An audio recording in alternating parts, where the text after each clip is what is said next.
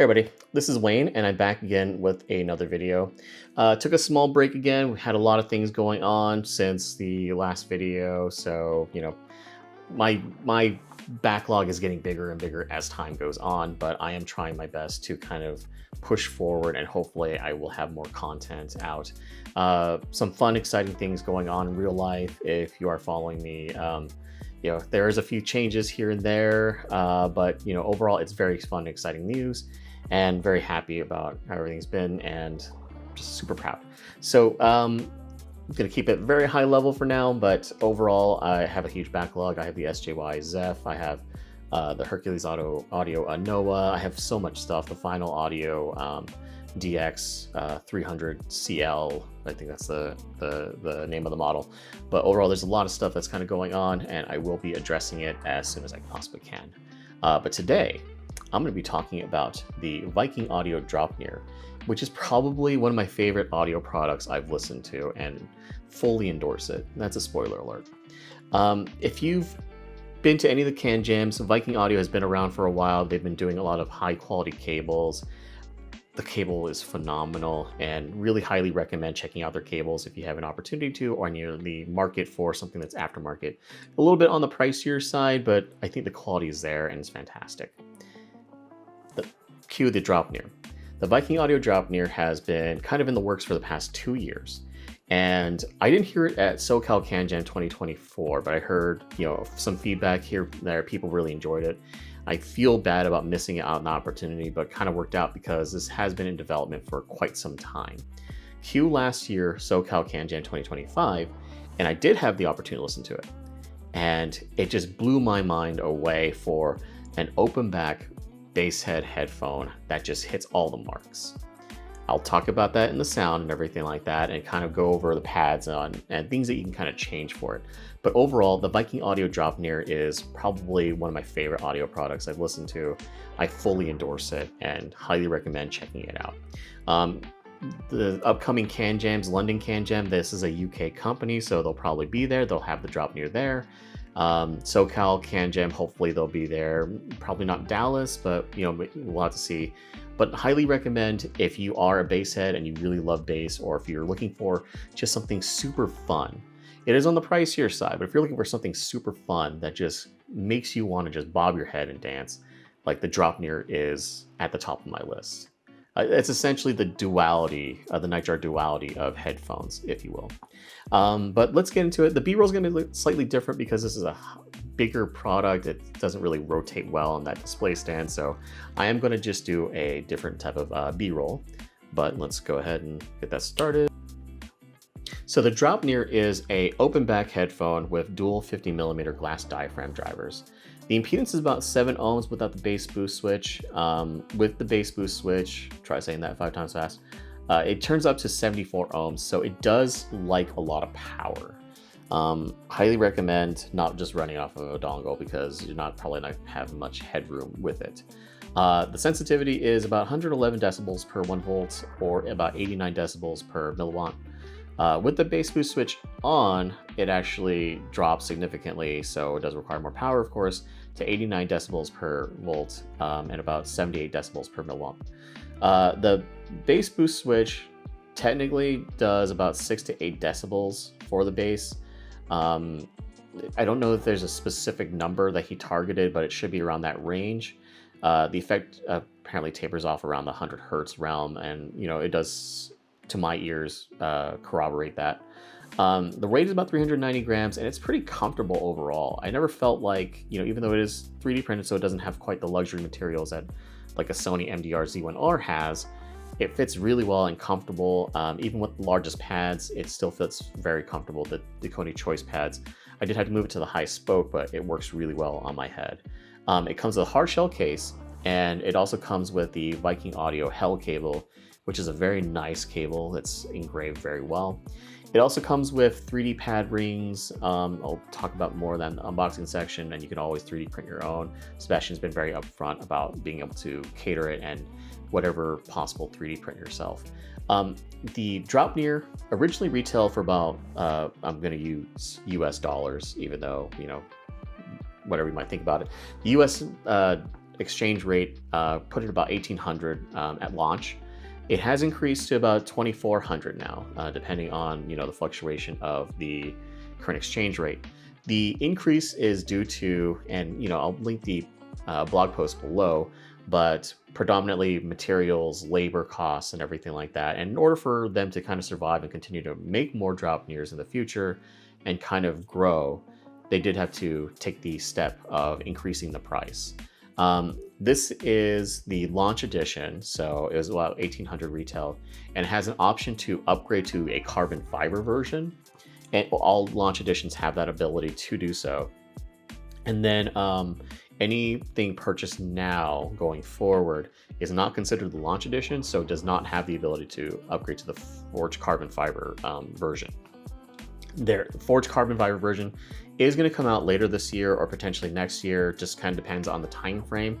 There is no ETA for it, but that will be something in the future that will be a different build quality. And my understanding is you could either, he'll send it out to you, or you can send it back in, he'll do the upgrade if you have a launch edition, and that will be a bit more as well. But that information is still to be determined. Just some patience there. But yeah, let's go into the unboxing experience. It's a bit of a longer section because I'm going to talk about the pad rings as well as how to properly align the pads for quick pad swapping. And then let's get into the sound, and yeah, let's move on. Okay, so this is the unboxing experience for the Viking Audioforge Draupnir, a dual glass driver headphone with the bass boost. Bass boost is underselling just how much boom boom it really gives you. This is the launch edition and made in the UK. Now, I'm going to be cognizant about how massive this box is and everything like that, so I am going to be very deliberate in how I do this, but I did want to show you that it comes with a really awesome carrying case. I'm going to put that off to the side. There is an instruction manual. These are extra pieces that are for the cables and stuff like that. The instruction manual kind of goes over how to do the tuning switch, but I'll show you, and just basically being very careful about not damaging anything. So again, very quick kind of talk about what you're getting in the content and how to safely handle your Draupnir. I'm going to move this box off to the side because it is massive. That's what she said. Okay, so this is the carrying case. I love the logo there, and it's raised. It is a pretty substantial carrying case, so it's not going to be something that you're going to be able to just carry wherever you want to go. You have to be very deliberate with it, but it is worth it. Now, the cable inside here, and it's a very nice cable, honestly. I love the engravings on the metal, and it just is a very nice, substantial cable. It's not my best wrap job, but you'll see the red and the black. Let's set this off to the side. Inside here, a little additional padding just to make sure everything is all fitting. And then the actual headphones themselves. You can see the drivers. It is an open back, so if you are listening to music, everybody can hear you. That is an understatement. It is very open. Put that off to the side. And let's go ahead and move the carrying case off to the side as well. Okay, now, main event. This is the Draupnir. Now, he does have it kind of so that you can adjust it. And you'll see that this is the right side. There's kind of the lettering here. And this is the left side. It does adjust, so you can go up on the higher end, and actually, depending on the pad, I actually prefer it on the highest setting, so it's the widest and largest. But for other pads, it wouldn't necessarily need to be like that. It does kind of rotate, not all the way to the other side, but definitely this side allows you to kind of do your pad rolling. And on the inside, I'm going to show you. This is what the diaphragm looks like. Now you want to be very careful, and it is magnetic, and I'll show you the magnetic part to it too. But you can kind of see the drivers there, and the switch here is right here. You can turn it off and on just with a quick little, really simple flip. This side works well. This side, it takes a little bit more, but it's still pretty easy to flip the switch. And that's your bass boost up plus, minus is the down, and your bass setting is off. Bass setting is where I would live with though. So this is the right side. You can see, attaches magnetically. Don't gotta fuss with it. And then for the cable itself, it is angled, so you're going to be wearing the headphones like this, and it's going to be angled so it goes down. It doesn't dig into your shoulder or anything like that, which I actually kind of like the placement for it. But boom, connected. Let's get the other side. Again, not my best wrap job, but we've gone too far. And there you go. That's kind of how it looks like with it on. And it's very comfortable. I like the headband. I mean, it does look very like 3D printed, but when you actually hold it and you're actually wearing it, it has really good craftsmanship, and I actually really enjoy the build quality overall with it.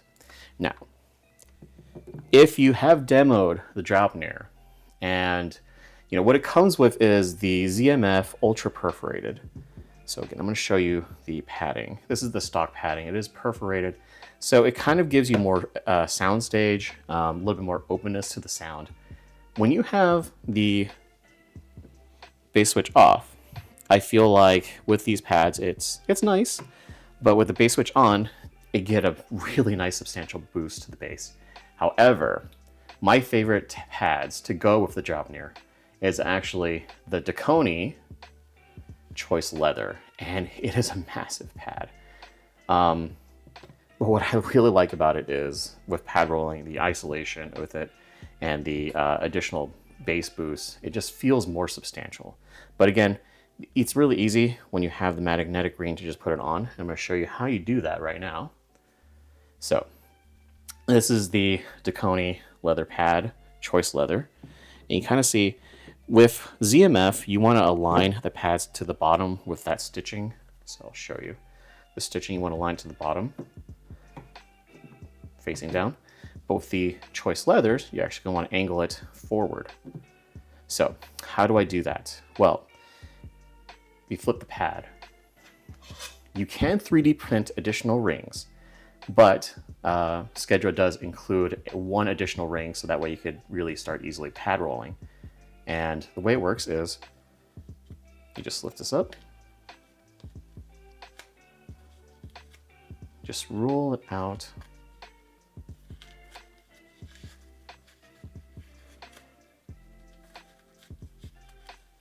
Try to be very cognizant of doing that.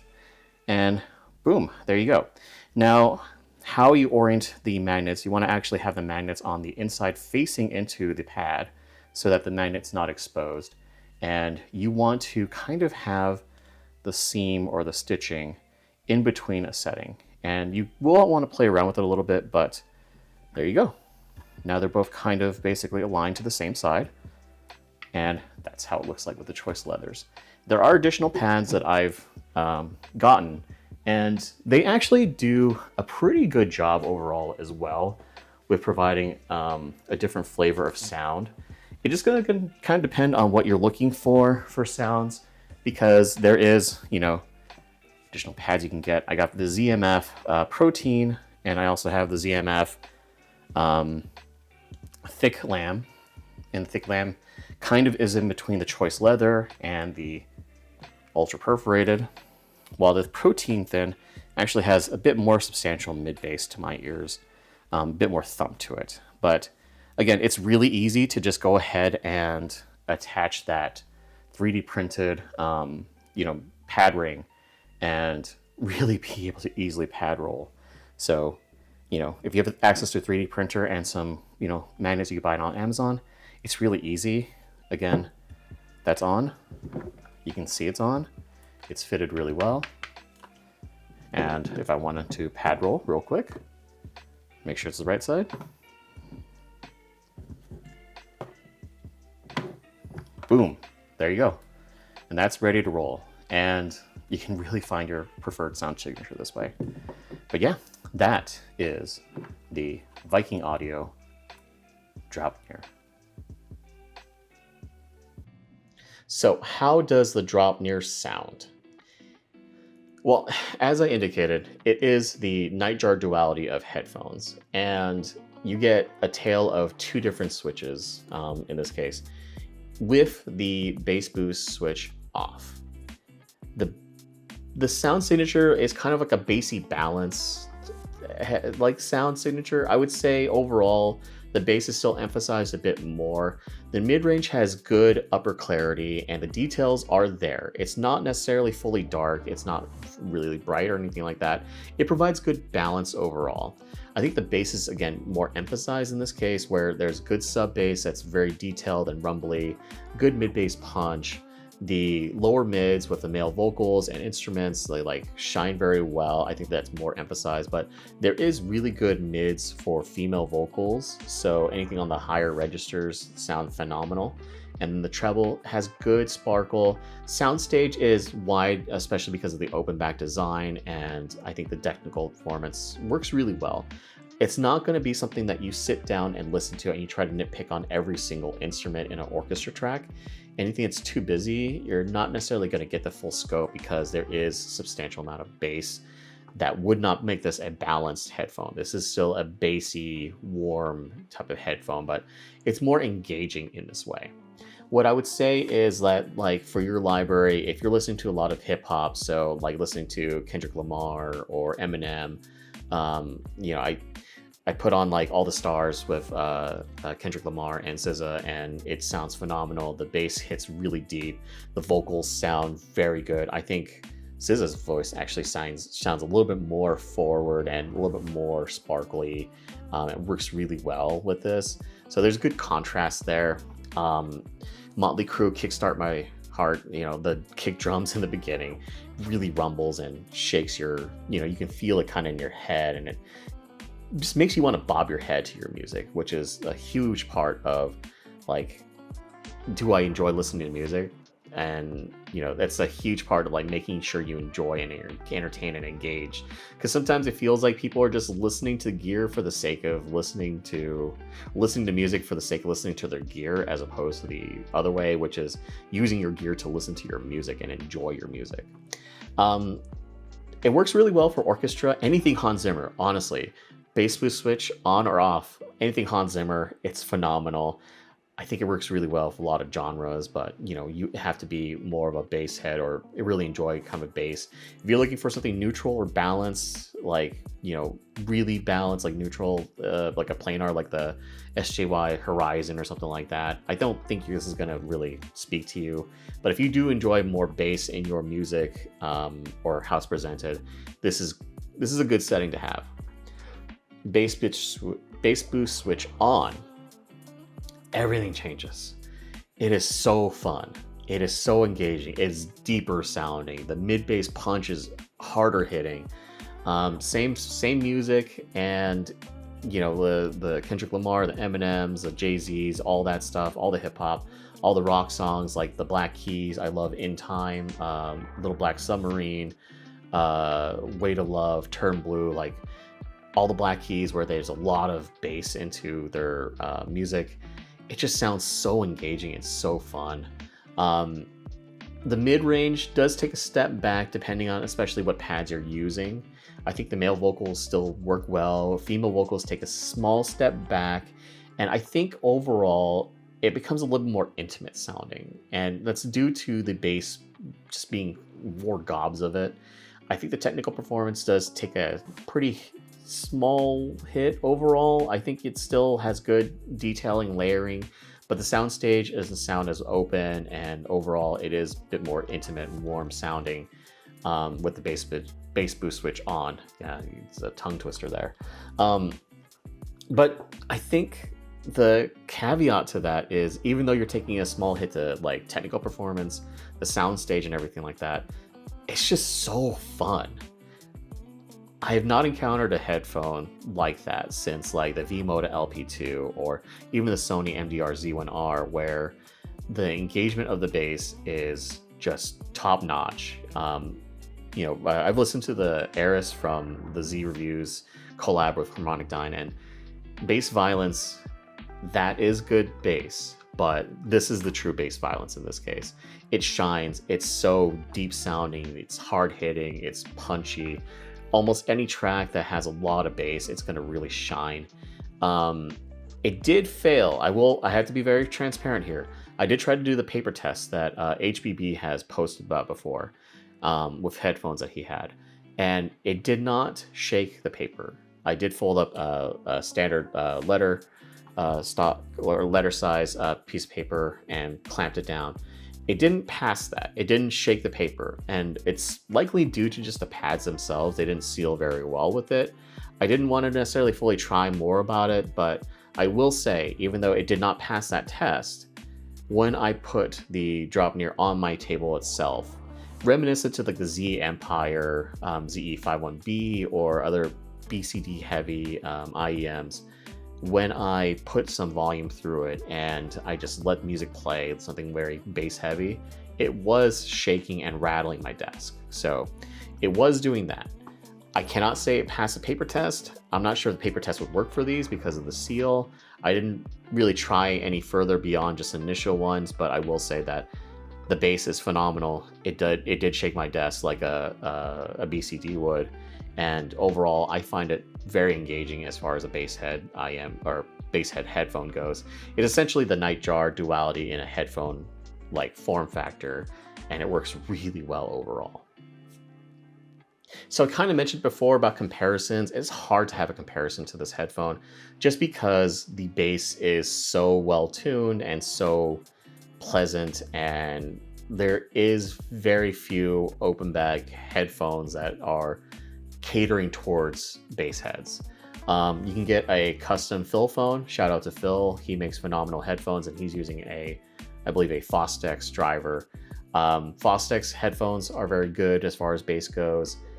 I think, as far as open back, there's not much on the market that I would say works really well as far as a bass headphone goes, especially with the open back design. Like, you wouldn't expect an open back to hit as hard as like a really good bass heavy IEM does. And, one of the reasons why I've been so engaged with IEMs is that most bass in headphones aren't going to capture that like enveloping, head rattling capability that an IEM has. Like, for example, the Duality. I even have a quick spoiler alert, but I have an IEM that I call the Precious, and this IEM itself has a very substantial bass boost that's comparable to the Kiwi Ears HBB Punch, and then I put a 30 ohm adapter to it, and I'll talk more about that another time in a future video. That's a special one that I call the Precious. But that IEM rattles my head, and very few headphones are capable of doing that, and especially in open back. So the Draupnir is kind of in a class of its own as far as a headphone goes for bass. You could probably EQ, other headphones to get to that level. I'm not exactly sure what level you need to get to it. But personally, for my own personal take, I don't really like to mess with EQ too much. I know a lot of people do. I know a lot of people are really good at like providing a good EQ profile. My personal take is a switch is probably the furthest I'm gonna want to go. Maybe like the for audio, like tuning modules are, pretty quick and pretty simple to do. But like anything that takes more than that, like it kind of takes me out of the element of enjoying my music. So having just a switch, I think works for me. I don't really necessarily like dials either, where it's like you have to dial in your bass and then you dial in your like treble and stuff like that. Like just one switch, one single switch on off works well for me, in my opinion. So I think you could EQ other headphones to that level, but I don't necessarily think you're gonna get the same engagement that I enjoy, and especially the build quality and just how everything works really well with pad rolling and everything like that. But in my opinion, it's a kind of in a class of its own until I've seen another really good bass headphone come out. And at this time, there isn't very much out there that would really do it without going to like Phil phone and asking him to tune it to be as crazy as possible or something like that. But yeah, overall, I think Draupnir, as far as a bass headphone goes, is top of its class in my opinion. So other things to note. The Draupnir does love power. It loves a lot of power, not just a little bit of power, a lot of power. I've been driving it off of the JDS Element 4, and that has a good amount of power, and it works really well. I'm just about high gain, just over that threshold, and obviously I'm listening to it at a higher level with the Choice Leathers. I can lower it down with the other pads. With the Dekoni Choice Leathers, it really does provide a lot of engagement and rumble, so I enjoy having it on a higher setting, just to provide a little more mid-range and treble and everything like that.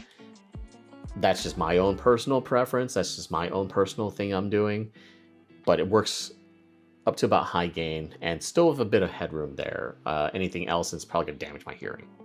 I did listen to it on the Lave UDAC that I had for a moment with the Kulos or QH1. I don't know how to pronounce the name of the company properly.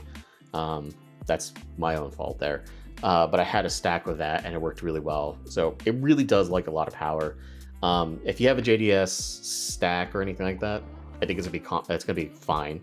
I don't think a dongle is gonna work really well for it, and a DAP is probably not gonna drive it as well. There might be some clipping and everything like that, but overall, I think the Element 4 has worked, and I know Sebastian has used the Element 4 as far as taking it to conventions for people to listen to. So I think Element 4 would work. That's a baseline for me personally. I know Abasso has a new Kunlun amp that's phenomenal and about $700, so that would probably drive it perfectly fine. The other thing to note, besides the fact that it does love a lot of power, is that you can pad roll really well with this. And so, for example, I have the Dekoni Choice Leathers here, and this is a thick pad, and I'm going to compare it to, I believe this is the Protein Leather. Yeah, this is the Protein Leather. You can see how thick that is. Now, the pads that you have kind of can really cater everything to everything. So with the ZMF perforated Ultra pads, the sound is bassy, but still not overwhelming to the point where all you hear is quote unquote mud. The mid-range still works really well. There's still plenty of treble energy, and it does tame it very well to provide quote unquote balance. Why you need balance with the Basshead thing, I don't know. But the ZMF Ultra perforated pads that come stock are phenomenal. They work really well with the Draupnir and just provide a very good overall balance while it's still catered toward the bass, and I think provides good just countermeasure to it. Going to a different set of pads, like I've listened to the Dekoni Choice pads. I also do have the ZMF Thick and the ZMF Protein, which is their like hybrid vegan. I really like the Choice Leather, and the way I'm going to describe that is it's the antithesis of the ZMF Ultra Perforated, where the Dekoni Choice is going to fully embrace the bass. I think the bass is much deeper sounding. It's more rumbly. It feels like you have a subwoofer on your ears, like you have a rumble pack from the N64, like attached to each side of your head.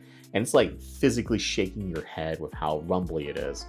You can, if you put your hands over to the over the drivers, it's rumbly, and with the Dekoni Choice really makes you feel that. What's really nice about the Dekoni Choice is also it's really wide, so it sounds wider than just the standard stock head pads. I think the mid-range is recessed a bit. I will admit to that. That's the only downfall, but you are gaining a lot of soundstage. You are gaining a lot of bass that's really engaging. And I think countering that is by, bumping up the volume a little bit more. I actually like listening to it a little bit louder just because the bass hits harder, and therefore with more of a volume increase, I can get that mid-range back a little bit. Female vocals and male vocals still sound good, and some of the treble energy is still there, not as quite as veiled when I increase the volume. Kind of in between are the Dekoni or the ZMF Ultra Thick Lamb, as well as the Protein. I think the Protein is more mid-bass heavy, so mid-bass punch, not as deep sounding on the sub bass, and I think the mid-range comes off a little more forward with that bass increase. And I honestly, it's very similar with the Thick Lamb. I think you get it more like intimate soundstage overall, and I think that really helps elevate a little bit more of that details, the micro details that stand out a bit more. Mid bass is probably the king there for the protein. The thick lamb, actually, I really like that pair of pads. What that does is it kind of bridges in between the Dekoni Choice as well as the ultra perforated, where it is more intimate sounding, but the bass is more emphasized on the sub bass, not as much as mid bass, and vocals still come off as forward and, you know, kind of more intimate, and the details really shine through. So the Draupnir really works well with the variety of pads that you might want to roll, you might want to check out. And what's really cool is, again, you can just 3D print your own rings. You get a pair of magnets and you just follow the instructions. What I would do is I would just kind of put a little bit of super glue inside that hole, then put the magnet in there, let it dry, and then the way it really works out is you paste, again, and I kind of talk about this in the unboxing section, but you basically face it towards the pad, slide underneath, and now at any point in time, I could just pad roll by grabbing the headphones and just lifting the pad. That's it. Really simple, really easy. Really fun to pad roll and kind of dial in your preference. And my personal preference right now is I just love the Dekoni Choice Leather with the bass boost switch on. That's such a tongue twister. I love that setting and that combination so much, and it shines with enough power. So, in conclusion, this was a long video for me to just say, me like bass. But here we are, me like bass. If you are looking for a neutral headphone, why are you at this section still? You probably should have clicked out a while ago from me talking about it earlier about bass.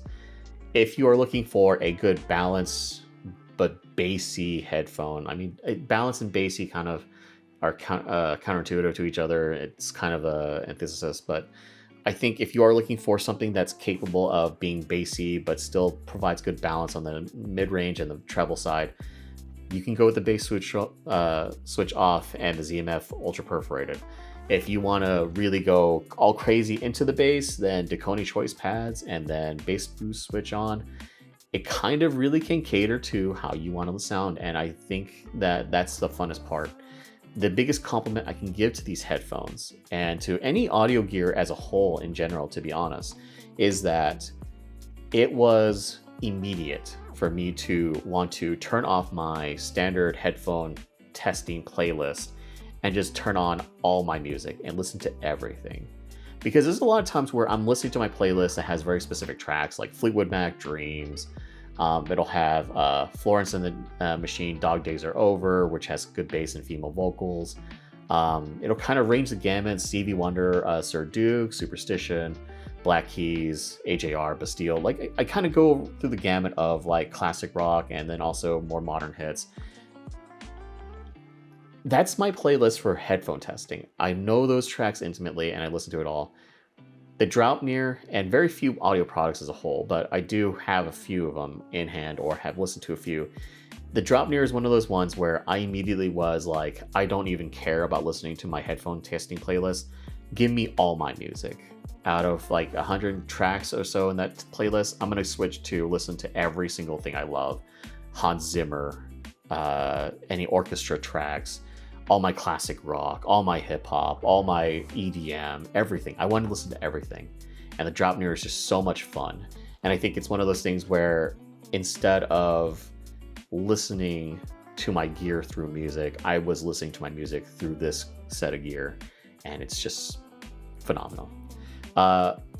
If you can't tell, I'm glazing this and I'm giving this a 5 out of 5. It's so easy for me to give this 5 out of 5 because it's so much fun.